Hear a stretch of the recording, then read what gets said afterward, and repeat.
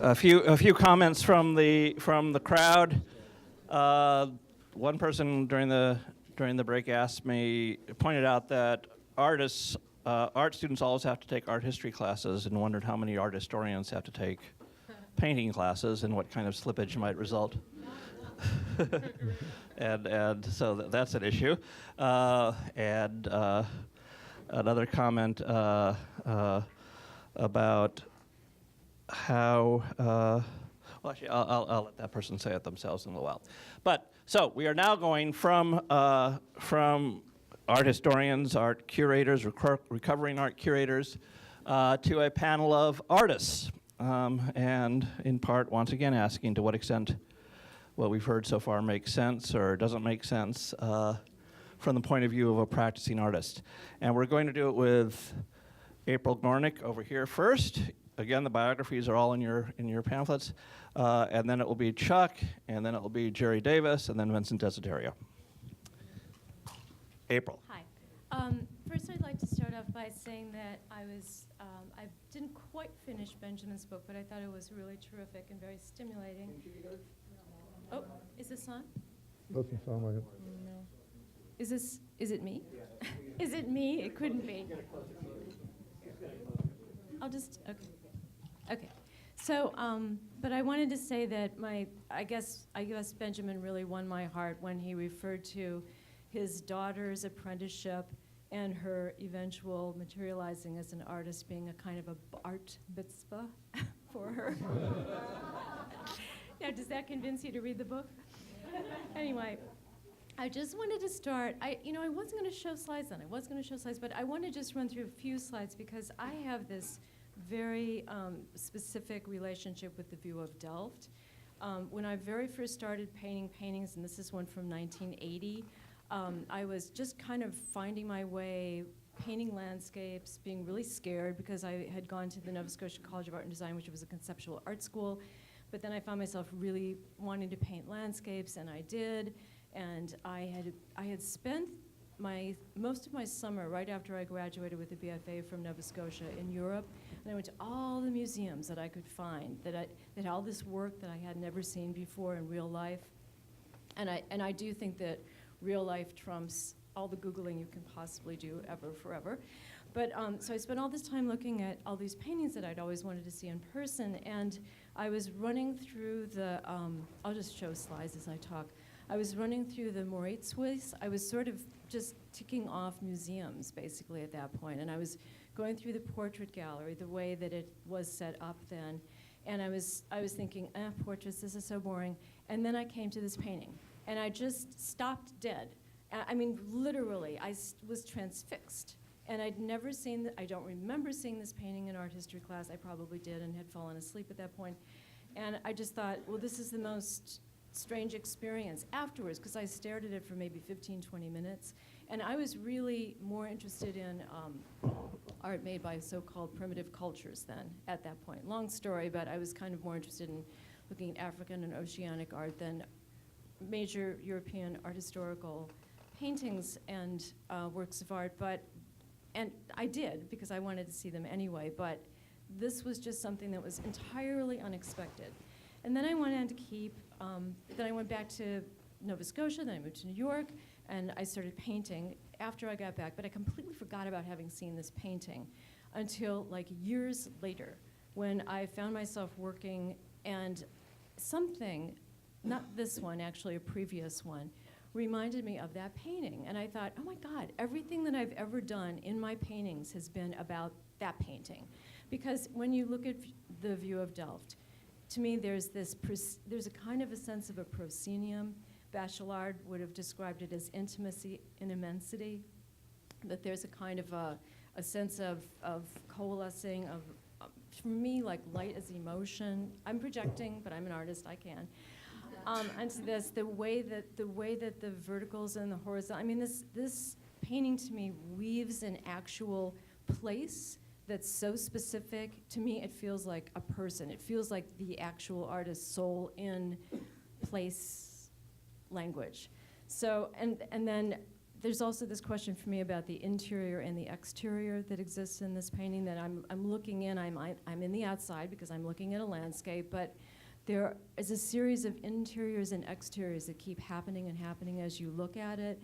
That to me mirrors being a person in the world in the most profound and beautiful and poetic way. So, and then ever since I've been, and so before that and ever since I've been painting these paintings where I'm trying to connect earth and sky. I'm crossing water to get to land events, which are a kind of event. I'm trying to locate myself. And I think that the amazing thing about Vermeer is that he locates himself in both landscape, even though there's only a couple of examples, the Little Street being the other supremely beautiful painting, and in portraiture. And for me, I guess, you know, auto-location or somehow finding out where I am is the big question. Art, I assume this is the case for most artists, unless they're very ideational, and I think that they're somehow carving out representations of ideas that they have. But this is like coming up to the present, so I'm just showing you like how big a thing this was for me with Vermeer, because I think it continues to this very day. So I believe that I owe him an enormous debt of gratitude. For me, the difference between portrait and landscape is slim. This might sound odd, but I find myself particularly compelled by artists who do paintings of people who will paint a singular image of a person with which I can have an intimate relationship. And for me, the way I try to paint landscapes is to try to allow a person to project into it so that they actually have an intimate experience with it, a very personal, uninterrupted experience that's, in my case, not mediated by other people in the presence of the painting. I'm not interested in people looking at one of my paintings and seeing how big they are in relation to a tree or a boulder or a sky or water or whatever. But when I find myself looking at a Vermeer, I also find myself captivated into, and I mean into, a kind of a space and a kind of a place that's both a kind of a person and also a kind of an entity that feels to me like an environment. It's like, and that of course mirrors the fact of painting. Great paintings are all complete environments in which you exist temporarily. You know, you make this exchange and you suddenly become that. That's the gift that painting is for us, that it allows that kind of extraordinary projection. So, and then I just wanted to talk a little bit about some of the pictures that Benjamin showed. When I look at the woman in the red hat and the girl at the virginal, I just think, no way are these done by the same painter, because for one thing, they're 10 years apart, according to, do I have my dates right? Just a few years. Just, okay, in what I looked up, the girl with the red hat was 1665, and the virginal was 1674-ish, 73, 74. Okay, but I still think it just seems almost impossible that these were done by the same person, because one is so awkward, the virginal girl is just so incredibly awkward, and the red hat is so flowing. And I kept wondering when I kept looking at it in your various slides if there might not have been just something that Vermeer was trying out with the girl with the red hat that was just kind of a, not to say that Marie couldn't have done it, but I'm just wondering. Also, to your point about the state of empathy in terms of the girl with the pearl earring and the painting of Elizabeth, I can't help thinking, you know, when you were saying, I just want to say this for what it's worth. I kept thinking, Vermeer loved both his daughters in the different way that they were, and Maria was much more beautiful and Elizabeth wasn't, but Elizabeth has this crazy open-hearted face, and maybe it's his painting of her because he had that kind of empathy for her, and he loved her just the way she was. And if that's the case, then I think it's an extraordinary painting of empathy. And I think that all paintings really work via empathy and an empathetic response, and I think that the only way you can really look at a painting is with empathy. And the other thing about the painting of Elizabeth is that bit of drapery behind her, I guess you'd say, from her garment that she's wearing. That is such a beautiful line. I mean, I think it's extraordinary. And I think it stands somewhat in contrast to her round, simple face. I don't know, it seems like a Vermeer move, like par excellence to me. So that's just my feeling about it.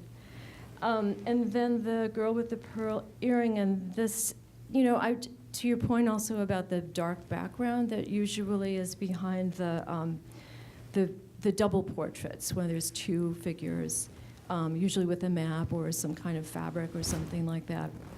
The fact that the girl with the pearl earring, there's a few other portraits where the main background aspect is a uniform color. So that doesn't seem so different to me. Also, the way that the hands are supposedly more clumsy in the mistress and maid portrait, I grant that they could be more beautifully defined. On the other hand, there's something about the way that the light is kind of obliterating everything. Really, the light's very keyed up in this painting. And that also seems like something that could be just a Vermeer experiment that's really well within his oeuvre. And then these two paintings similarly seem very, very different from each other. The one on the left seems much more accomplished, much more crystalline, much more beautiful. And sorry, what's the name of that one? The Girl Interrupted just seems much, much more awkward, compositionally and in every other way. So I'm wondering about that. I'm also wondering if Maria started to paint his paintings, what was Vermeer doing while she was painting? Did he just kind of quit? And if so, why? That's just a question that I think, bears some examination. And also, might it not be possible that if Maria painted the girl with the red hat, then maybe one of the other siblings painted the Girl Interrupted? Because if she painted the girl with the red hat, then she's much, much better than the person who painted this one. So, anyway, those were the questions that I was left with. And if you want to talk about it, that's fine. But those were my thoughts. And I very much enjoyed this day. So, thanks. Thank you.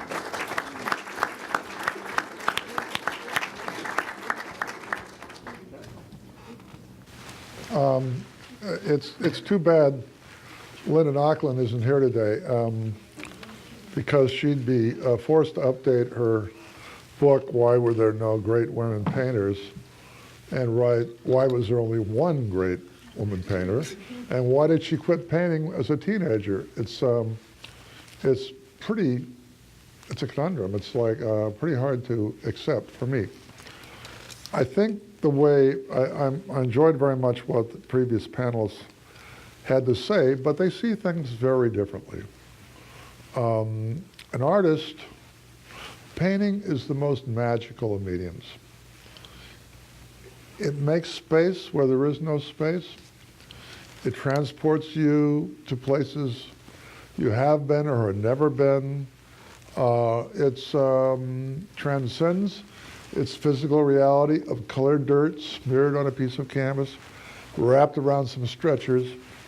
And those of us who have pushed paint around, let's face it, we just look at art very differently from people who haven't had that experience. For me, the greatest art historians are those art historians who also had been painters and understand what the process is like. Won't name names or point out people who didn't do that, but that magic is something that you either get or you don't get based on your experience. So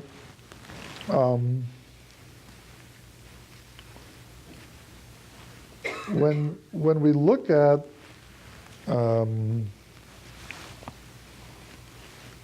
these works, and I came up with my own list of the masterpieces. One of the great things about being an artist is I don't have to defend them. I don't have to be fair. It's not art appreciation. It's either useful to me or it's not. So it's useful, it's great. If it isn't, it's not. And I feel sorry for those art historians here who have to defend every goddamn thing they ever say. to a set of people who are non-believers or difficult to convert. So I noticed some things about the paintings which I consider the masterpieces. The Procurus from 1656, and not just because he's got a hand on her breast, although that helps. The maid servant pouring milk, and how definitively better that painting is than the other woman pouring a pitcher, which is a real clunker. Soldier and a laughing girl. Now these go 56, 57 to 58. And then the next, for me, the next great painting is The Little Street from 1664. I remember the Vermeer and his, what was it called? Vermeer and his group or whatever, at the Met. And the Little Street hung next to De Hoog's similar brick building. And here you have an incredible example of magic and clunkiness. De Hoog painted every brick. He went around every brick. He painted every piece of mortar. He did you can count every brick and know exactly what the building had in it. On the other hand, Vermeer did not paint bricks at all. He painted the situation of brickness. The situation of brickness with light falling on it. And the two paintings across the way in the Met, the De Hoog was just paint, and the Vermeer was if it were lit from within, like, tell me who? Jeff Wall. And that's because he was not painting this stuff. Why wasn't he painting this stuff? And this is the issue for the day for me. He didn't paint stuff because he was painting light while looking at a camera obscura. The first one of these things that I was at, even before the NYU one, with my mind is just David Hockney, was in the National Gallery, and it was the most annoying couple days of my life. Was art historians and scientists, and the art historians could not agree that Vermeer or virtually anyone else used a camera obscura. In frustration, I scream at them at some point, "You guys are like the OJ jury." They said, if he painted from a camera, why isn't there written evidence that he did? Well, the reason there isn't written evidence is the family secret was to hide the use of a lens. That was essential. And it really doesn't matter who did what. Nothing would make me happier than to find a woman painted these incredible paintings. Nothing would make me happier. I just don't buy it. Not that she couldn't as a woman or as a girl, I just don't buy it. So when you look at something like The View of Delft, anybody who's put their head into a large format view camera and stared at a ground glass screen knows what happens to light when it comes through the lens. Each little dot of light takes on the aperture of the lens. Now with lenses that have shutters, those apertures are like this. But lenses like these didn't have shutters, so it's round. If you look at The View of Delft, every goddamn thing they're painting is reflecting light, and everything is a big spot of light. I wish I could get it up there. And I find it, I'm sorry, I find it annoying, but, and it flattens the painting out and makes it pattern for me. But clearly he used the camera obscura for that. And I remember at that panel, one of the art historians said, well, we know what Vermeer painted like because we have the artist in his atelier. I went, are you fucking kidding me? How? Yeah, great. Look, when you see it blown up, it's just hundreds of thousands of spots. The rivets on the boat, da-da-da-da-da. So, he really thought. The atelier is behind you. Oh, great. Other side. Yeah. I had a Fulbright to Vienna, and I saw this painting every day for a year and a half. And it's clearly made with a camera obscura. Nothing else would do that. The little pinholes of light through the tapestry had that telltale quality. And so this art historian, who's a big deal art historian, he said, we know how he painted because there he is painting a portrait, painting a painting. And I said, that's not a Vermeer pose. He would never paint somebody in that pose. All he needs is somebody wearing the coat and the hat, painting with a maul stick, freehand, which he didn't do. And we think that that's Vermeer. Then we go on to the astronomer and the geographer. Can't possibly be Vermeer. Cannot possibly be Vermeer. Clearly painted with a camera obscura. He can't paint himself while looking through a camera obscura. I'm really sorry. I'd love to buy it, but it can't be done. So family members being painted preserve the family secret. And that family secret was essential for him painting them all by himself or even having other people painting them as well. But the main secret, in my opinion, is the use of the lens. So now fast forward. In 1960, whatever it was when I got to New York, I was painting from photographs. I didn't even paint from slides. I painted from photographs. Philip Pearlstein, my good friend, wrote a full-page article in the Times at Hilton Kramer's behest, saying, I get my highs from using my eyes. And I said, what am I doing? Just because I'm looking at a photograph, I'm not using my eyes? What's the difference between looking at a figure and looking at a photograph? They both take work and perception and a decision on how you're going to distill that information. And, but there was this sense that it was cheating. I went to the Figurative Art Alliance. Did you ever do that? Oh, what a hoot. Figurative Art Alliance out in Brooklyn. Did you? The figure drawing class? No. It was a group of right-wing eyeball, well, I thought you might have gone there just as a visitor. No, yeah. Eyeball, what they call themselves eyeball realists, to distinguish themselves from photorealists or whatever. So I thought, well, it'll be interesting. So I went, and I swear to you, they threw cans of beer at me. They spit on me because I worked from photographs. And they thought they were closer to God because they worked from life. I mean, come on. And that was in the early 70s. So it's not something that, and it's still with us.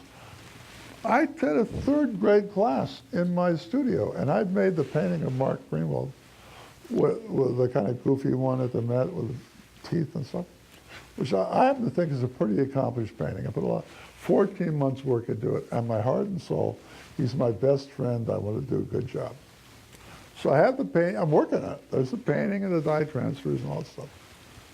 So this little boy raises his hand and he says, can you really draw or do you just copy photographs? And I thought, here, it starts already from the mouth of babes. There's a prejudice as if it's cheating. Like, I don't think artists really care about cheating, to tell you the truth. And I don't care what tools are used and what ones aren't. But that notion that without eyewitnesses, did I finish the OJ thing? I probably didn't. Did I tell why? No. Okay. I'm losing my memory these days. I said, without eyewitnesses, you won't accept the fact that this is made by Vermeer. You like the OJ jury. I probably went a little further, and I said, like, Holocaust deniers and people who deny the global warming. But my job is to, like, prod. So I said, you're like the OJ jury. You won't convict without an eyewitness, no matter how many bloody Bruno Magli footprints there are. And artists don't need eyewitnesses. Artists love the bloody Bruno Magli footprints because it's proof that something happened. And you just follow the proof that something happened, and you come to a conclusion. And I think that's essentially the most important thing for me in all of this is not whether or not you're right, you're wrong. I don't know what percentage of your theses I buy, but the main one that just sticks in my craw is how do you possibly explain Vermeer's use of the camera and making a self-portrait of him as a geographer and a self-portrait of him as an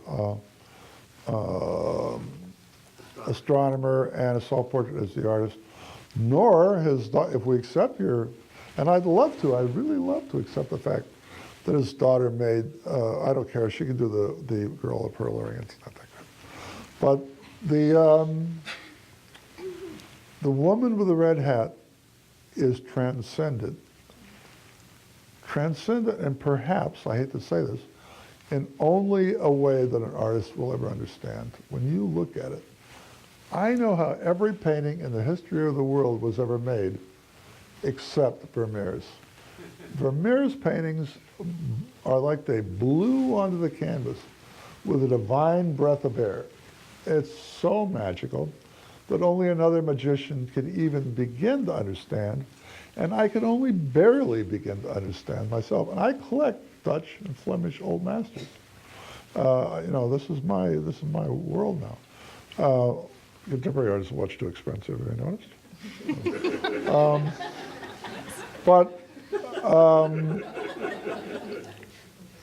That painting, The Girl in the Red Hat, is my absolute favorite Vermeer. And the other one is The Maidservant Pouring Milk, which I saw about 1 million times in Amsterdam. The difference between the one woman pouring something from a pitcher and the maidservant is light years. It's inconceivable to me that he made one of them and then turned around and made the other one. What was the difference in age? Help me. I said we can write out. That's Yeah. Okay. Well, he had a really good month and then he didn't. But that's, for me, what keeps me from accepting so many other things that I really like that he had to say, and that I would embrace with great passion, because first of all, we don't let Lennon Auckland, who doesn't even bother to show up, I might point out, to let us know what is the work of a great woman artist. If she is, she's the greatest woman artist of all time. There are your two. Oh, yeah. I love the one with the flute player, which I always call the woman in the Chinese hat. And I don't care that it's a claw. It is a claw.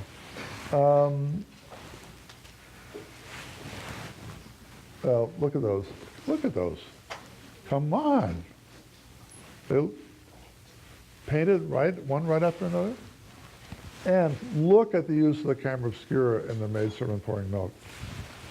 First of all, there are multiple foci. Is that the word? The little seeds on the bread. I'm glad that he paid his bread bill, or we wouldn't have this painting. But the light glistening off the sesame seeds and stuff, and then it's in focus, she's in focus, and clear back on the wall, the basket is in perfect focus. So he's had to adjust this lens. Now we know he would only have been able to afford one lens. He knew the astronomer, and he had one lens. And we can tell by looking at the lion's head on the chairs what the focal length of the lens is. And we know we know how far he was away. Here's just a really interesting aside. A guy who painted complete reality, right? Look at the space between her arm and the picture, okay? Her right arm and the picture. Look at the color of the wall between her right arm and the picture and the wall behind it. It is impossible. If you take a reproduction and you color that space in the same color as the wall behind it, the arm flies back and he drops the picture. So even somebody who had reality to look at, a lens, and incredible skill, and wanted to paint, we assume, reality, sometimes you have to go in there and figure out a way to make it work. That's what artists do. All right, I beat it to death. That's what artists do. Yeah.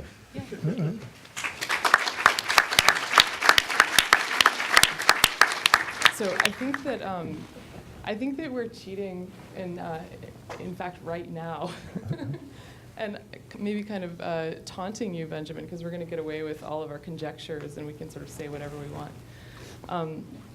So I'm going to be really divergent from all of the historians and totally run with our innate ability to sort of deduce entire worlds from the subtleties of looking at human faces. I'm sort of the representative self-portrait artist here. That's kind of what I do. So I started looking at that aspect of the book and really just started digging into whether or not it's possible to tell what is a self-portrait and what is not a self-portrait from glancing at it. What happens, this is my sort of assertion, when our gaze meets itself is different than what happens when our gaze meets a stranger. I think that you'll come to your own conclusions, but I'll show you a couple of examples. For starters, oh, there it went. Okay, this is Parmigianino, and probably one of the earliest examples of an artist getting his hands on a mirror at the point when mirrors were all curved. He's kind of not the most observant painter in the world, but you still get this sense of him kind of, there's a kind of like a vacuum in his eyes, versus this, which is a painting that he did of a gentleman, patron, sitter, who's got this kind of affect that he's wearing. He literally looks like he's making a face. This is Van Eyck, who seems more like he's looking through us than at us. And you can compare that with his portrait of a woman who looks like she's either bored and thinking about what she's going to do when she gets home, or maybe she's blowing bubbles with her mouth. I don't know what she's doing, but she's not connected to the viewer. This guy's pretty attentive. He's sitting still long enough. This is kind of hard to see reproduction, but he's drawn in, this is Albrecht Dürer's self-portrait. He's drawn in every strand of his own hair and his beard, and is clearly sitting here, with his fur jacket for hours on end, versus this woman who I'm sure could not hold this pose for very long. But I mean, just to get the sense of her kind of projecting a certain look through her face, versus here where the face is blank and the eyes are the only active element.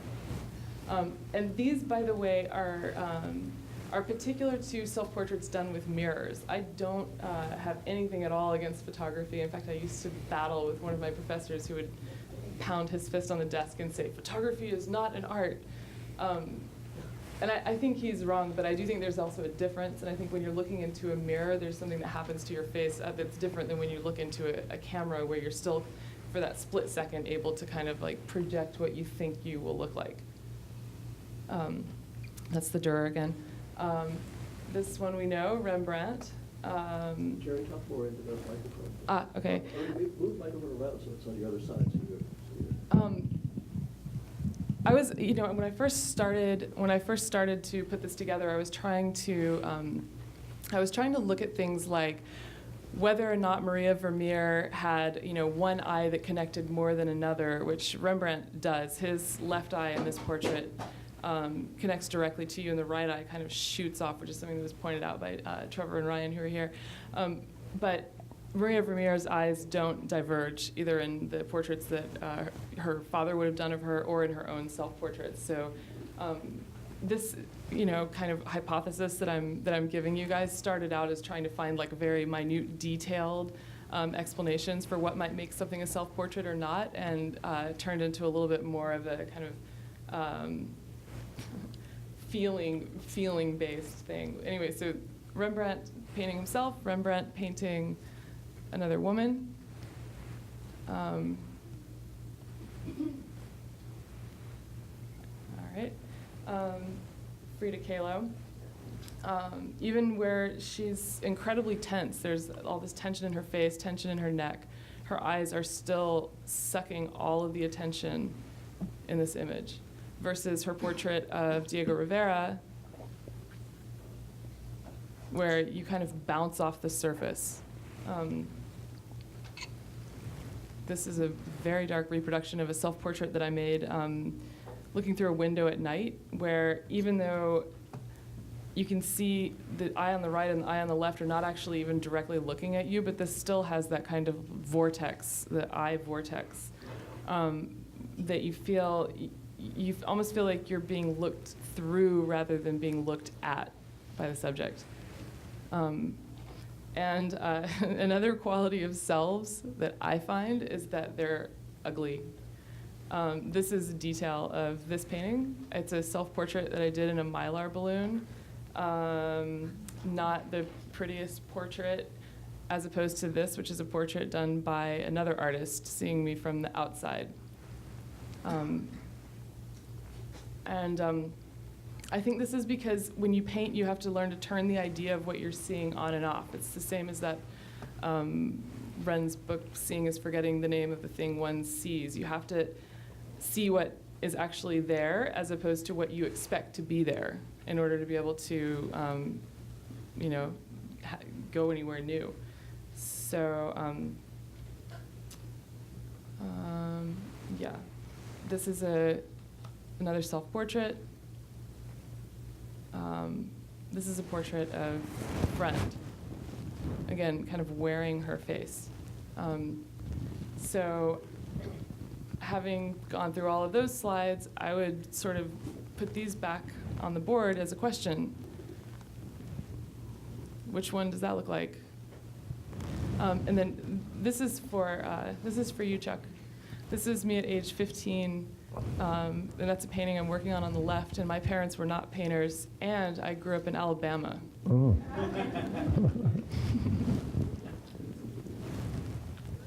Wow. So, My condolences.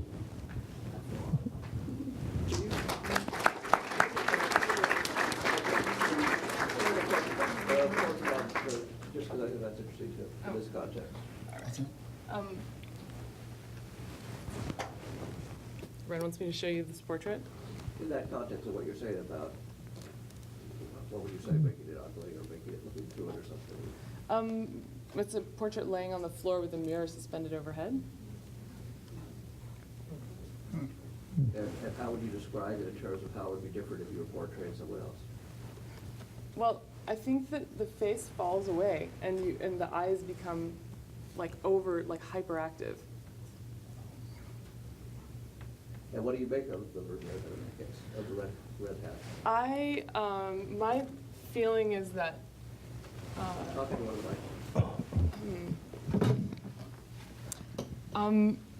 of I agree with Benjamin on a lot of points. Not all of them, but a lot of them. And I mean, there are other issues too, you know, like the changing of the direction of the light. If you're working from a camera obscura, then, you know, the light gets reversed versus if you're working in a mirror. So I think she's probably working actually from a mirror because although Benjamin disagrees with me on this, I don't think that you can make a self-portrait in a camera obscura. So there are other things like that that would indicate the same thing. What do you think the difference between working with a mirror? I mean, artists in that period also used mirrors to make projections. Yeah. You know, in the Arnold Feeney wedding, there's a mirror, convex mirror. And if you were to silver the other side, you actually can use it to project an image. And Hockney did that in Washington, D.C. And it was startling. The image was so sharp and so clear and so bright, you could sit in there and paint all day long. But it is different. A mirror But I don't think, is different. the thing is, you can paint, the way that a camera obscura works is that you have a really brightly lit, which is actually why supposedly Caravaggio started using that's kind of where chiaroscuro came from. So you have to really brightly light your subject. Your subject has to be standing in front of basically a pinhole, a small opening or like a little doorway, something small, so that the interior of the box is darkly enough lit that when the image is projected dimly, actually, you can still see it. I remember the first time I ever, long before Soho was even Soho, I went over to West Broadway to visit a friend, and those were the days when there were no intercoms, so you'd yell up, and then they'd drop a key down on a little hanky parachute. And it's true. So I opened the door, and I went in, and they probably hadn't paid the Con Ed bill. There was no light going on whatsoever inside the hallway, and then waiting for the person to come down the elevator. As my eyes adjusted to the dark, I realized that I saw a yellow school bus go by upside down. I'm not the first person to ever notice that light coming through a keyhole makes these images. And now there are a lot of artists who actually make art that way. There's even an artist who makes art through pinhole washing machines, you know. It processes the whole thing in the washing machine. But it must have been dumbfounding, but it didn't require any technology at all. Just natural daylight outside and an aperture in the right distance to the wall. It must have just blown people's minds.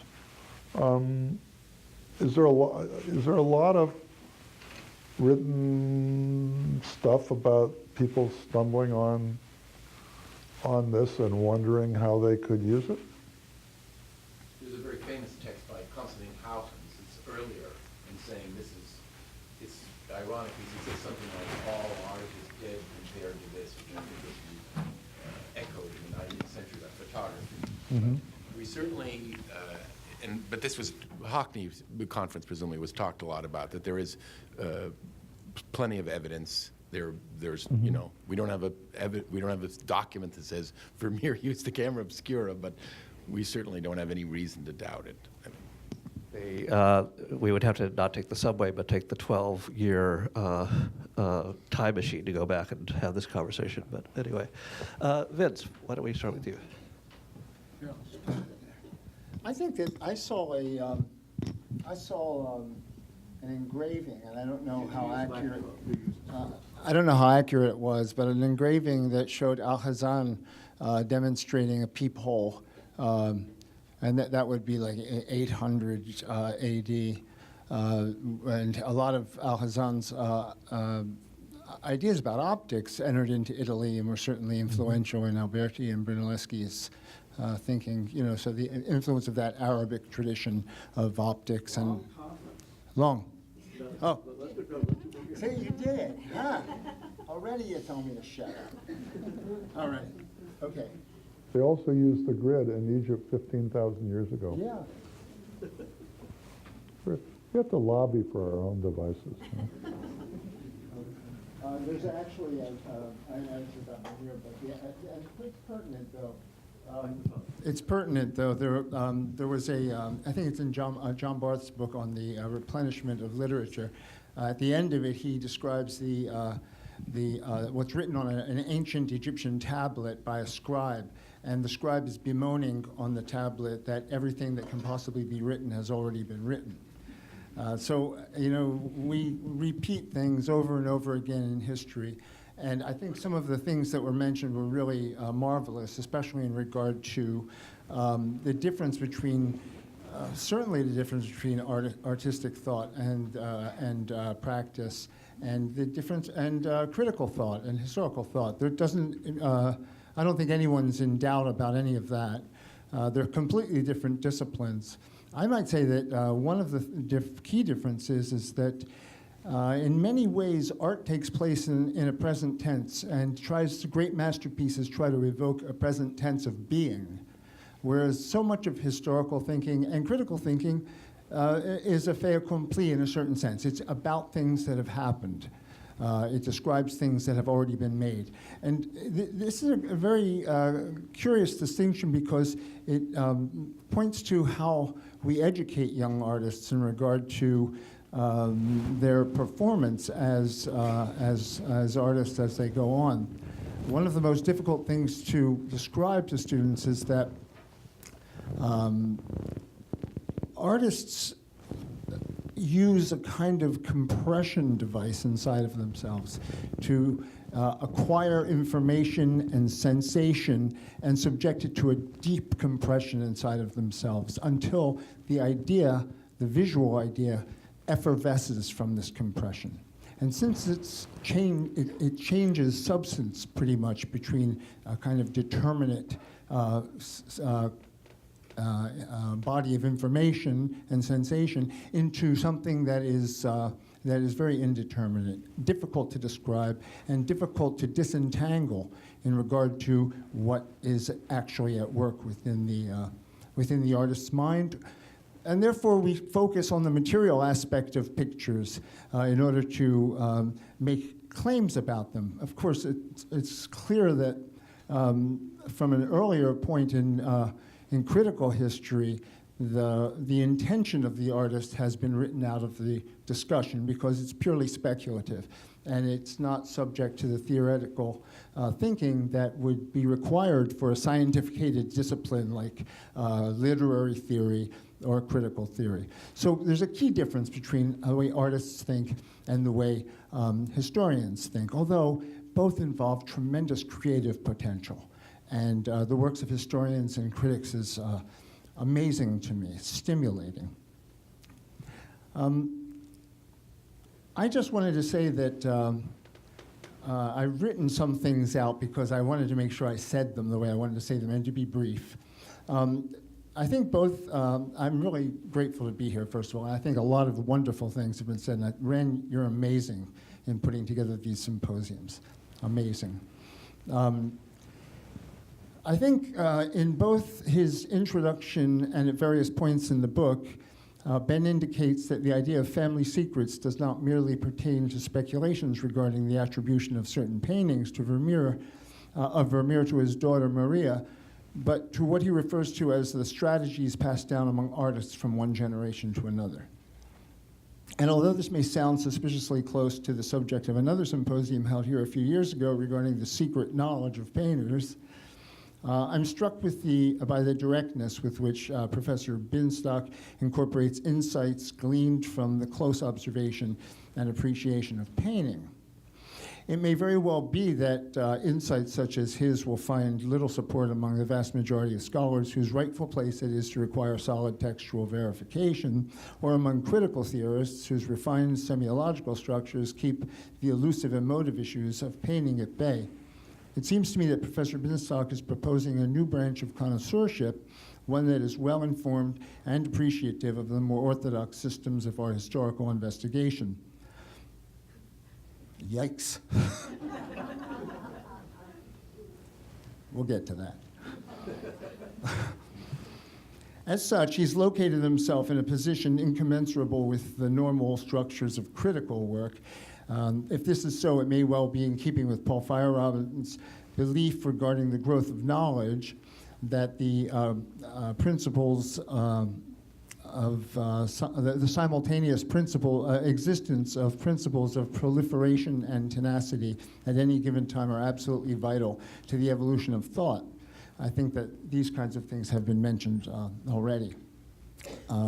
In other words, ideas formerly at odds with one another can converge at a future date. Vermeer is an ideal candidate for all of this. Lost to history soon after his death, his rediscovery centuries later coincided with the genesis of photography. So you can see how there's sort of a kind of splaying away from the mainstream and then a convergence at a later date.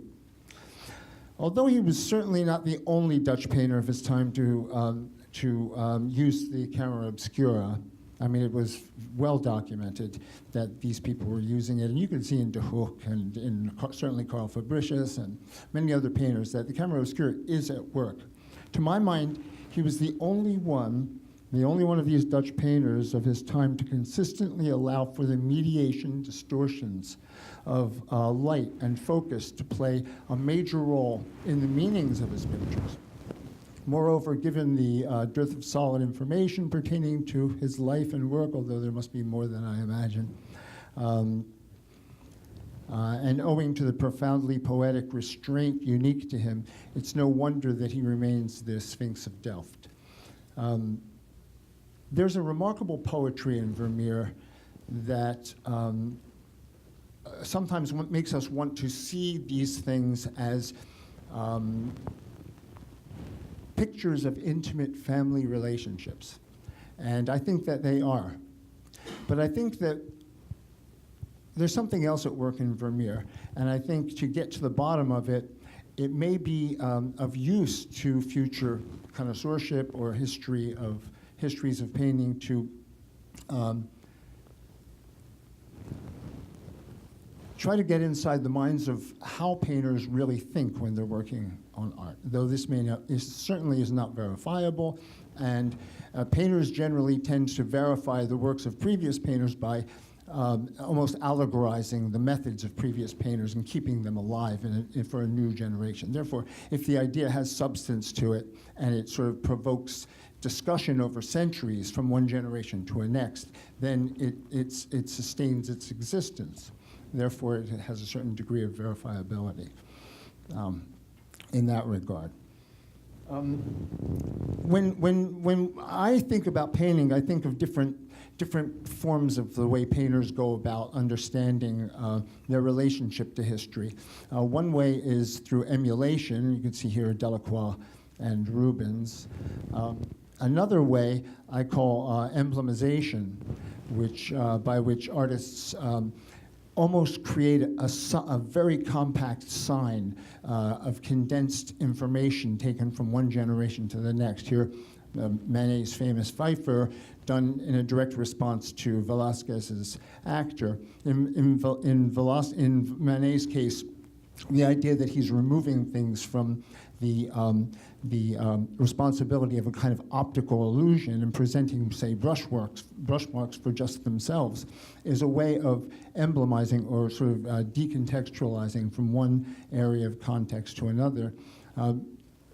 Certainly Duchamp does that when he takes objects out of their use. When these things are taken out of their use, they actually reveal themselves, as Heidegger would say. And so we begin to see them and look at them differently. I think in Manet's case, he was pointing to the idea that that there are things at work in the painter's mind that are not evident because they are disguised often by the patinas of illusion in a picture or of narratives that are dramatic. The technical narrative of a picture is generally the most important narrative of the picture. When we go to the Metropolitan Museum, and on one wall there are Turbachs, and on the other wall there are Vermeers, we first notice on the surface that there are little Dutch people in little Dutch rooms doing little Dutch things. Okay? Then we look at the Vermeers and we compare them to the Turbachs and we see a world of difference. We don't look at the Turbachs the Vermeers to really understand so much what that letter is that is being passed. Well, there are so many other paintings of people passing letters that could tell us the same information. We look at Vermeer's deeply because there's something in his technique that tells it a story that could very well be at odds with the dramatic narrative of the piece. These things happen in painting all the time. But getting to the bottom of them is tricky business, because how can you verify it, except through making paintings yourself? Anyway. Another way of looking at things is what I call the allegorization of method. And here, we see clearly the mother well, and there are certainly aspects of other paintings that I feel are definitely related to Motherwell's thinking, but how can I prove it? I can't. But the issue that I wanted to describe mostly regards, and we think about those Turbocks in relation to Vermeer, there's a very big difference. And in many, many Dutch paintings of the time that derive from either a Mannerist notion of space and form or the influence of the Caravaggisti, we see an emphasis on the actual presentation of form. Whereas in Vermeer, we see an emphasis on the presentation of figures almost liquefied in space. Now, you have to bear with me just a bit here. When we talk about Caravaggio and the Caravaggisti, which were definitely known to Vermeer, I tend to think of it, let me say it this way, I tend to think of it in regard to the evolution of perspective in Western art. Curiously enough, it begins with a peephole and a mirror. Brunelleschi's demonstration was that he painted the baptistry of San Giovanni on a panel, drilled a hole through the back at the vanishing point, and then encouraged people to view the painting with a mirror at arm's length, looking through the back of the panel at the reflected image. Now, the question always, it's a very curious demonstration.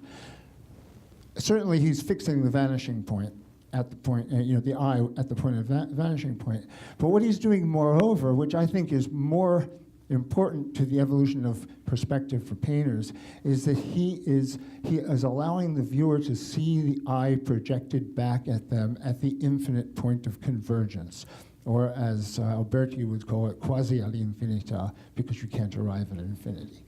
For me, this is a Neoplatonic machine. Ay, caramba. For me, perspective then, and born at a time when clearly Neoplatonism was gaining a strong foothold in Italy. Nicholas of Cusa was a friend of Alberti's. His doctor was Stefano Toscanelli, who was the physician and taught mathematics to Piero della Francesca. This was a group of Neoplatonists who were simultaneously describing the universe as infinite and trying to create a machine that could capture the identity of the locus of man within this sort of infinity. So, this is important. This is really important for Vermeer, believe me, because Vermeer is well aware of a tradition that comes from the Caravaggisti. Now, what is the relationship between linear perspective and a chiaroscuro of a figure? I think that the figures in Caravaggio's paintings foreground the description of form. And in order to do that, he came up with a very rigorous system of illumination. At the apex of this system is a flashback in the surface of the light mass. That flashback, which is called a highlight, is an incidence of reflection. This is the reflection that is definitely coming from the light source and flashing back to the eye. Now, at the time, I think it was Huygens who just decided that light was not traveling at an infinite rate of speed, but even Descartes believed that light was traveling at an infinite rate of speed. Therefore, the flashback that's bouncing off of the surface of form, placed perfectly, is a kind of corridor. A Neoplatonic corridor, just like the one in linear perspective that connects the eye with the point of infinity. Neoplatonism is predicated upon the flight of the soul from here to this ineffable one. In Ficino, he says that these eminences that arrive on earth are corrupted, yes, like Plato says. But through looking at them and observing their beauty, in our hearts is inspired a kind of love which brings us back to the divine love. So this circuit is created, the circuitous spiritualis, that links man with God. When the painters invented, the architect invented perspective, and painters were began using it, they knew that they had done something that could elevate their status, both intellectually and socially, in the world. And from the moment of perspective's birth, we see a meteoric rise of painters in terms of their acceptance in noble houses and their wannabe status as intellectuals. Incidentally, the emblem of Alberti is an enucleated eye with wings that is flying out. Also, Leonardo's famous comment that the eye is the window of the soul. For painters, this was really important because for the Neoplatonists, the soul divided into two parts had an upper part which was reason, a lower part which was sensation. The only part of the soul that could make this flight was the upper part, the part of reason. Alberti talks about a sensate wisdom in his treatise on perspective. It's about, he does so that he can reinforce the fact that the sensual observations or the sensual information that's brought through the painter's eye is every bit as important and every bit as wise as the information produced by mathematicians and reason. Okay?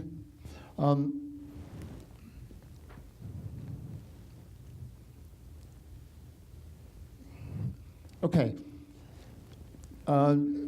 When Rembrandt painted The Night Watch, it was very clear that he was making a kind of homage to the School of Athens. Rembrandt actually had a number of folios that contained images, engravings after Raphael. And of course, I imagine Raphael's most famous painting, his greatest masterpiece in certain ways, would have been included in that.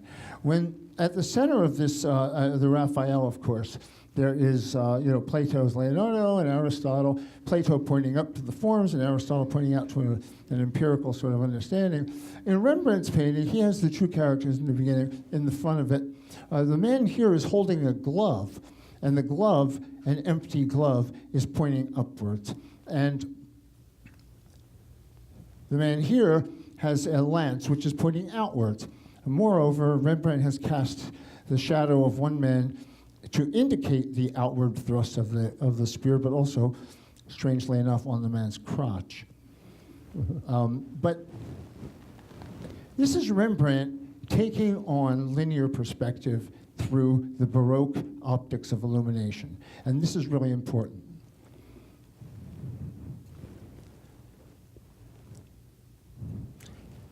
In Baroque painting, this is a description of the form, you can, if you pixelize it, you can come up with places where the light mass is absolutely clearly defined by a kind of incidence of reflection in it. Okay, even in Vermeer's early work, one could do that to it. So when we talk about dark backgrounds in Vermeer, and also light backgrounds as well, you're looking at a man who's doing something very radical. He's actually taking the two elements of perspective, the linear perspective and the optics of illumination, and combining them in one machine, the camera oscura, which is also a very, very perfect perspective machine. At the same time, it's predicated upon the presence of light in order to function. Engraving from emblem books in the time, and there's actually one really remarkable one that I didn't print out, was of, I think it's the Christ child holding his hands to his eye, and there's a hole in his hand, obviously from the nail, but he's the child, and he's looking at someone being very foolish. And the caption underneath it is that, of course, our foolishness is seen by God. The idea that God is looking through his hand at you doing foolish things, and that Dutch painters used over and again, the camera obscura, to show people in situations of folly, low-life paintings and taverns and things like that. I don't think is coincidental. Also, the capture of light in regard to the Neoplatonic idea, the eminences from above, coming down to earth, and inspiring music and love. So love becomes an important theme in the paintings of Vermeer. At the apex of all of this Neoplatonic system is love. The point in infinity brings our eye to the point of ultimate convergence, where we can see the origin of love. And the flashback from the Baroque form also indicates a corridor to infinity, which is man's access to love. A symbol of love in the Renaissance, of course, was the Venus, in her dual permutations as the celestial and the terrestrial. In Vermeer, his sleeping maid, to me, is actually a hidden version. Now, why does he hide it? This is the interesting thing. He's hiding it within the pragmatism and the simplicity of the Dutch household. And yet, because of his ambition as a painter, and he was truly ambitious as a painter, he wants to tap into the great themes of painting. And at the center of that is the central myth, which is of perspective. The painting at the top actually included a dog which was painted out, and in the background is a mirror. The little dog is an attribute of Venus, the mirror clearly an attribute of Venus. I think you can see the little dog here.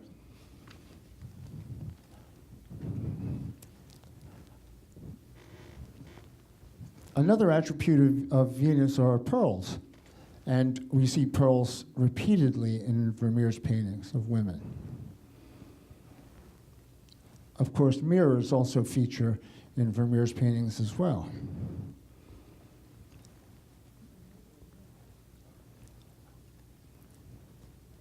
The mirror is very important in the context of Venus and in regard to Neoplatonism and the authority of the artist to become the steward of this circuit of circuitous spiritualis, this circuit of relationship between man on earth and God and back. In all of these Venus pictures, Titian, Rubens, and Velázquez, the mirror is positioned such that Vermeer, the Venus is not looking at herself. The mirror is tipped so that she's looking at us or looking at the artist. In every one of them, if we see her in the mirror, she can't see herself. So we're looking at a mirror that she has tipped so she can see us, to complete a cycle, a triangulation from artist to reflection to divine love, or to love, a symbol of love. In Vermeer's image, one of the few images, maybe the only one where a reflection of the woman actually occurs, is this one, early one, where she's reading a letter and her reflection is in the window, but she is not looking at us. She's looking down at the letter. Now, what is this all about? I think it has to do with the mediating factor of the lens, that the direct line between man or a person on earth and this divine through the perception of nature is now mediated by a kind of lens. So that, now, in order to get back to the celestial Venus, Vermeer portrays himself as an astronomer, for the terrestrial Venus, a geographer. So the mediating aspect of the lens takes you one step removed from the actual experience of the thing. And therefore, the only way there is a correspondence anymore with the loved one, or the object of love, is through literal correspondence, letter writings to and from. Therefore, we see a lot of past letters between someone and received by generally a woman. The problem of the lens and its sort of relationship to experience is foregrounded in Stanley Kubrick's Neoplatonic masterpiece, 2001. And sometimes even the camera has trouble with things. Okay, So I'm going to make this really brief. I want to do this really fast. So Vermeer is celebrating himself as a painter. This is the only time where you see him actually in the room with his source of his love, his Venus. Okay. Now, another painter who's also dealing with this circuit is Velázquez, who Benjamin devotes a few pages to Las Meninas and all the different theories that surround the interpretation of this great mystery painting. But in terms of careful looking at things, it's always been problematic to me that even though they've discovered, Jonathan Brown claims to also, that this room in the Alcazar, which was destroyed in the 18th century, was the room where Velázquez painted Las Meninas. And this is a close-up of that room in a floor plan that exists from the date. Even Martin Kemp actually describes, I think the lower illustration is from his book. The thing that's always been curious to me about this is that the stairway that the man is walking through in the back, the Chamberlain, Lord Chamberlain in the background, is not on that side of the room, but on this side of the room. And so that in and of itself presents a real problem in terms of how we read this room. It's my conviction that Vermeer painted this picture in a mirror, and that's why the room is reversed. Yes, Vermeer painted it first, and then Velázquez. Velázquez painted it. So the room actually had this appearance to it. 2 minutes, okay. So Velázquez is, blah, blah, blah. When I was at Dartmouth, I positioned a mirror, using mirrors and lenses. I positioned a mirror not only where the king and the queen are, but at the vanishing point, okay? This has to do with Vermeer. The vanishing point, the doorway where the guy's walking out, whose name, incidentally, was Velázquez as well, though no relation to Velázquez. And this shows the configurations of the mirrors parallel to the canvas, parallel to the presumed mirror here, and a beam of light in the background and the dog. What I saw remarkably was that my reflection was in all three mirrors. And then I went up to the architectural department. I'm almost finished, Fred. I went up to the architectural department and had them construct a virtual model of this room, and they were able to stick virtual mirrors into it, and that's what we saw. Vermeer represented not only in the vanishing point, but in the place where the king and the queen are, and there. Oddly enough, that's a schema of the mirrors, and there you have it. So, what does all that show? Is that there is something going on in the minds of the artists that have to do with the preservation of what was their intellectual calling card, ultimately, which was the invention of perspective. It got permutated in a number of different ways over time, but its persistence as the central myth of artists has endured. And I think that in much of Vermeer's work, some of that mystery that we see is that he is trying to get at the large idea of the value of the artist through genre painting. And that's all I have to say.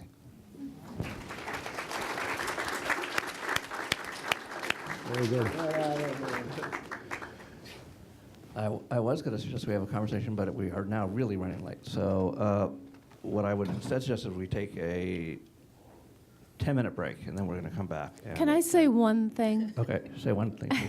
I think that the machine, or I guess you could say technology, that truly captures the locus of man in infinity the best is painting.